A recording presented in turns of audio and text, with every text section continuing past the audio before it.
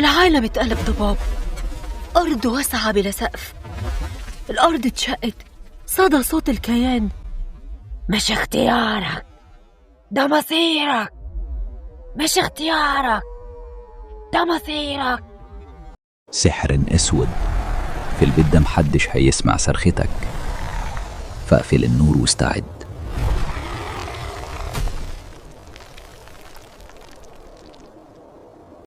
ما تطفيش النور، لأن اللي بيستخبى في الضلمة أوقات بيستناك. أهلا بكم في قناة سحر أسود، المكان اللي الواقع فيه بيتهز والعقل بيشك في كل حاجة. قصصنا مش مجرد حكايات، دي نداءات من عوالم تانية. لو قلبك جامد اقعد واسمع، بس ما تلومش غير نفسك لو النور فصل وانت بتتفرج. قبل ما نبدأ انزل تحت دلوقتي اعمل اشتراك وفعل الجرس علشان الكوابيس الجاية ما تعديش من غير ما توصلك. اسمي مروان، عندي 37 سنة، مهندس في شركة استثمار عقاري، وساكن في مدينة اسمها النور مع أمي نوال. أختي سلمى متجوزة وعايشة برا. أبويا وأمي اتطلقوا من سنين، وكل اللي نعرفه عن عيلة أبويا إن ليهم أهل في قرية صغيرة في الجنوب وبس. في ليلة هادية أنا وأمي قاعدين قدام التلفزيون، خبطة خفيفة على الباب. فتحت، السلم فاضي، على الأرض ظرف قديم. دخلت بيه. مين يا ابني؟ مفيش حد ساب الظرف ومشي. فتحناه، الورقة صفرة وريحتها مخزن. ازيك يا نوال؟ احنا قصرنا بس جه وقت الحق.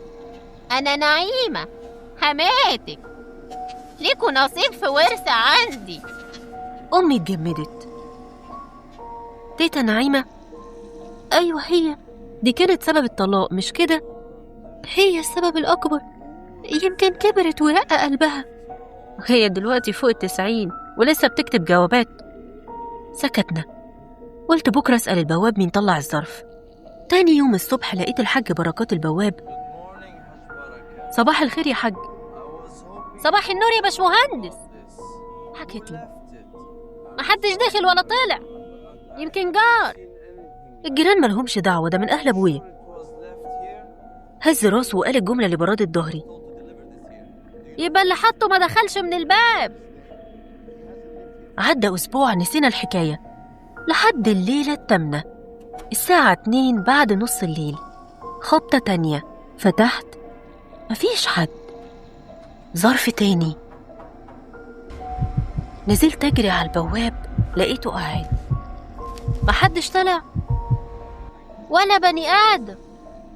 طلعت للبيت والظرف في إيدي، جواه عنوان: محافظة أسوان، مركز السراب، قرية الغفارين. إيد أمي اتهزت. دي قرية أهلك. قررت أسافر، وديت أمي عند خالي حسام وخدت عربيتي على أسوان. وصلت بالليل، نمت في العربية لحد الفجر. صليت في مسجد صغير، وبعد الصلاة سألت شيخ كبير: إزاي أوصل للغفارين لو سمحت؟ وشه اتغير: رايح هناك ليه يا ابني؟ قرية أهلي يا حاج. همس: ربنا يستر طريقك، خلي بالك. على مدخل القرية يافطة خشب باهتة: الغفارين. بيوت طين، ستات بتخبز، رجالة على العتبات. المشهد عادي، لكن عيونهم مش عادية. لقيت راجل كبير وانا لو ماشي: سمحت يا حاج، فين بيت الحاجة نعيمة فين؟ قام دخل بيته وقفله. سألت ست قاعدة قدام فرن، لمت عيالها وقالت: ابعد عننا، مشي من هنا. لحد ما ولد صغير شاور بعيد: البيت الكبير في النص. وجري. الباب الخشب تقيل. خبطت، اتفتح ببطء. ست عجوزة ظهرها محني، شعرها أبيض. مروان ابن نوال؟ أيوة يا تيتا. حضنها كان بريحة بخور مع عطن قديم. أخيرا جيت يا مروان. جوه لقيت قرايب عمري ما شفتهم. أنا عمك مختار، عمتك، وأنا عمتك زينب، ابن عمك، أنا ابن عمك طارق. ترحيب باهت، أكل جاهز كأنهم عارفين ميعاد وصولي. كل ما يجيبوا سيرة أبويا الجو يبرد فجأة. بعد المغرب قالت نعيمة: جهزت لك أوضة فوق، بكرة نتكلم. الأوضة واسعة، حيطة متشققة، وصورة كبيرة لأبويا وهو شاب. نمت. في نص الليل سمعت خطوات بتسحب رجلين في الطرقة. فتحت، مفيش حد. همس واطي بينادي عليا. بصيت للصورة، ابتسامة خفيفة ما كانتش موجودة الصبح. برد جري في ظهري وبدأت أقرأ قرآن. إذا وقب ومن شر النفاثات في العقد. صرخة ست كبيرة قطعت البيت. نزلت لقيت نعيمة وعمي مختار واقفين في النص، ونعيمة قالت: ليه يا ابني؟ ليه قريت قرآن دلوقتي؟ ليه؟ اتلجمت. أنا متعود قبل ما أنام. مختار ابتسم: مفيش مشكلة، خلاص روح نام. الصبح نعيمة قالت: ليك حق انت واختك، ليكم ورث عندي. خير؟ لا أرض ولا ذهب ولا فلوس. أمال إيه؟ هتعرف بعدين. طول اليوم كل ما أقول هصلي لهوني، استنى نشوف حاجة. بعدين ما صليتش ولا فرض. الليل نزل تقيل، ريحة بخور تزيد، همسات في الطرقة، صوت نعيمة ورا الباب بس مش صوتها. الليلة هتعرف ورثك يا مروان، الليلة. قمت مرعوب، نزلت أوضتها بهدوء. المشهد كابوس.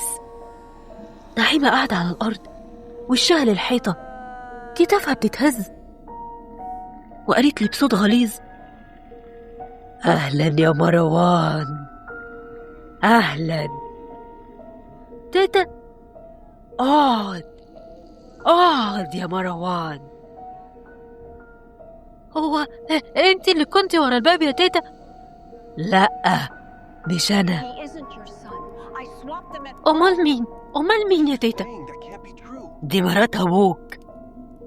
أبويا اتجوز وعندك إخوات. الدنيا لفت بيا. أنا أبويا مات. ضحكت ضحكة تقطع النفس. أبوك عايش وما بيسألش. هو فين؟ البيت. هنا في البيت. دخل عم مختار، مسك دراعي: تعال أوريك. طرقة طويلة ما شفتهاش قبل كده، لمبة بترعش، وأرض تقيلة، وباب خشب قديم بترباس مصدي، وريحة عفن. وجوه قاعد راجل على كرسي بسلاسل، شعره أبيض طويل ومغطي وشه. صرخت: بابا! رفع عينه حمرة متوهجة وابتسامة مرعبة. اتأخرت يا مروان. ليه بتكتف يا بابا؟ مختار واقف ورايا وبكل برود: أبوك مش زي ما انت فاكر، أبوك مش زي ما انت وده فاكر ورثك. يا مروان. انت واختك ورثته اللي جواه. الراجل ضحك ضحكة غير بشرية. اتأخرت يا مروان. والسلاسل اتحركت. أثاركم هو اللي هيفكني. الأرض اتهزت، باب الأوضة اتقفل وبقى حيطة، صوت ست من كل ناحية: الليلة مصيرك يتحدد. ايد سودة طلعت من الشق تمسكني من رجلي. صرخت، وفجأة نور قوي شق المكان. راجل تاني ظهر، نفس ملامح أبويا بس هادي وثابت. أقسمت عليك بالخط بين السماء والأرض تضعف وتنسحب. الإيد اتبخرت. أنت أبويا؟ أيوة، واللي على الكرسي مش أنا، ده كيان مظلم سكن سلالة العيلة، استناك عشان يكمل بيك يا ابني. الكيان صرخ والدخان الأسود لفه. يا مروان، ابني مالكي، والورث لازم يكمل. أبويا الحقيقي نطق. أقسمت بالاسم الخفي أن تحترق وتنطفي. ابعد عن ابني. البيت رج، الباب رجع، ومختار واقف بره ووشه كله غل. اسمع يا ابني، الورث مش شر، الورث سر، استخدمه صح تنجو. الأرض اتشقت، صدى صوت الكيان. مش اختيارك، ده مصيرك. أبويا صرخ. أقسمت بنبض لا يسمع ونور لا يضيء. انكشف. العالم اتقلب ضباب، أرض واسعة بلا سقف. قدامي مختار بعينين سودة وابتسامة باردة.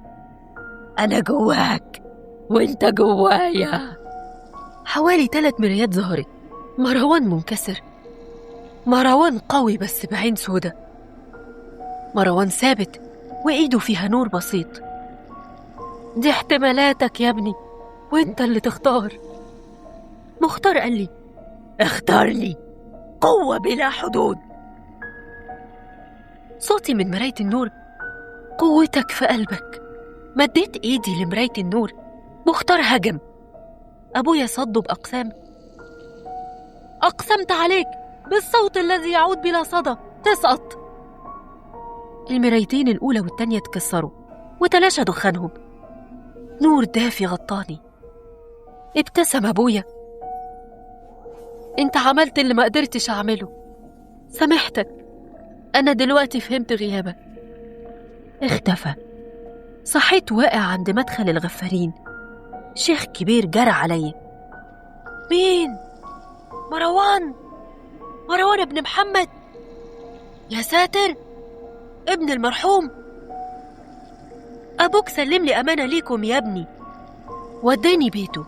طلع صندوق جلد قديم عليه ختم العيلة، وجواه مصحف قديم ومفتاحين نحاس وورق مكتوب بخط حبر أسود، أدعية وأقسام وخريطة صغيرة لمدافن العيلة، وكلمة واحدة في الآخر: الرحم. الشيخ قال لي ده ورثكم الحقيقي يا ابني، معرفة وستر. أبوك كان بيحاول يحميكم من اللي في البيت الكبير. شكرت الراجل وسبت له عنواني وركبت عربيتي. وأنا خارج من القرية بصيت في المراية. لثانية شفت وش مختار في المراية بيبهت، وبعدين اختفى. شديت نفسي وقلت بصوت واضح: النور جوايا مش جاي من بره. رجعت مدينة النور، سلمت الأمانة لأمي، ومن الليلة دي ما فاتنيش صلاة. ولما يجي لأي باب في حياتي ظرف غريب، أعرف إن الورث مش ذهب، الورث قرار. وفي النهاية في سحر أسود الحكايات ما بتخلص، بس بتستناك تسمعها. دي كانت قصتنا الليلة، بس قبل ما تطفي النور خد بالك، يمكن في حد لسه بيبص عليك. استنونا في قصة جديدة من سحر أسود.